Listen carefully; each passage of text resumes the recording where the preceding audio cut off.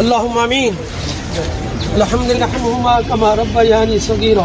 मेहरबान मालिक, আমরা আল্লাহ জিয়ারতের উদ্দেশ্যে যা কিছু করেছি ভুল ত্রুটি ক্ষমা করে তোমার রহমতের দরবারে কবুল করে নাও।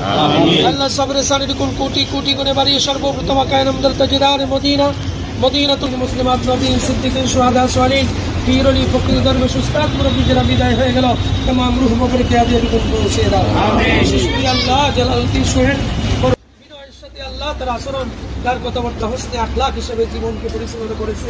আল্লাহ রাব্বুল আলামিন তার এই আখলাকের দিকে তাকিয়ে তার হায়াতের জিন্দেগির গুনাহ খাতা তুমি মাফ করে দাও।